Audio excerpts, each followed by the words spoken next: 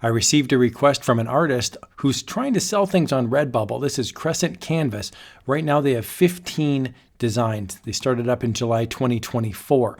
They asked me for help to review their shop. You might think there's not a lot here. 15 designs.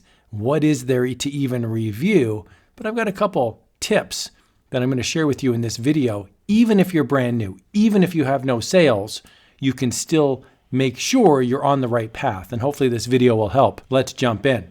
Okay, so the first thing that I notice when I look at Crescent Canvas's page is that we've got a featured collection here at the top of beautiful drawings of cats. And then as we scroll down, we've got two collections, and the collections are cats and then original drawings. I'm going to click on original drawings, and we can see here we've got 14 of these results.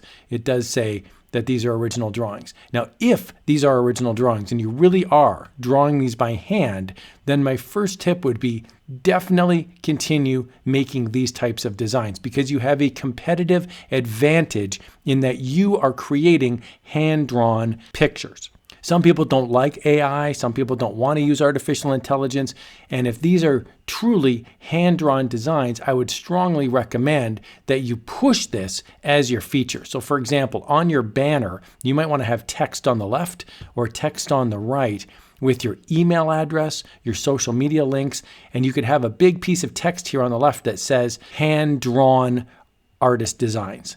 That can be a selling feature. As I scroll down to the bottom, we can see out of 15 designs, you've got 41 favorited. Now, assuming this isn't your mother or your friends favoring this, assuming these are strangers, that's pretty good. That's a more than 1-to-1 ratio. And so you want to make sure that you look at your designs and ask yourself, okay, which designs are getting the most favorites? You find that by going up here to the top and going into your dashboard, you can then see how many designs are getting favorited. So check that out. Here's another piece of advice that I'd love to give you. You've got as featured on my YouTube right here. Well, where's your YouTube channel? Let's see it. I would link it down here, your social links, or I would put it right here in your artist profile, or I would even have it up here in your banner.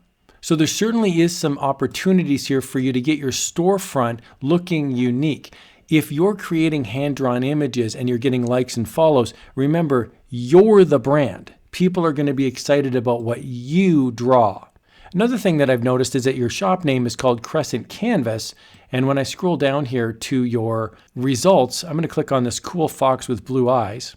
When I scroll down, we can see, as far as your tags go, there's not a lot here. I see fewer than 10 tags sitting here on Redbubble. I would strongly recommend that you put in way more tags. And one of the tags that you can put in would be the name of your shop.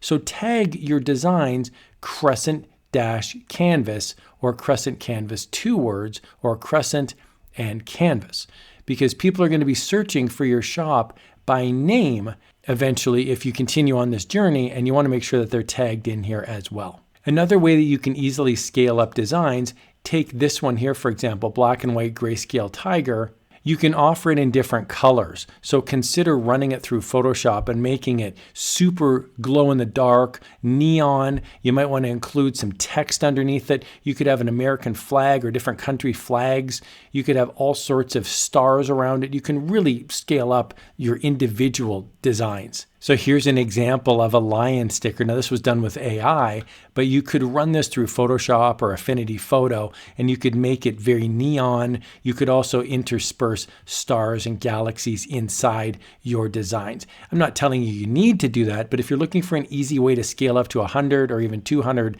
designs in your store, that's an easy way to do it. You could have tigers and lions, all sorts of different cats, but you could also have other animals, dinosaurs, for example, and you can scale them through neon filters and different visual filters. So the number one thing that you need to do in this store in order to make it successful is to really lean in to your brand as an artist. Make your banner really pop and tell clients and potential customers of the value that you're providing with hand-drawn, beautiful illustrations that come straight from the artist's heart. I really hope you found this walkthrough helpful. I love reviewing shops on Redbubble and other print-on-demand sites. Here's another video that you'll find helpful in the world of print-on-demand. Thanks a lot for watching.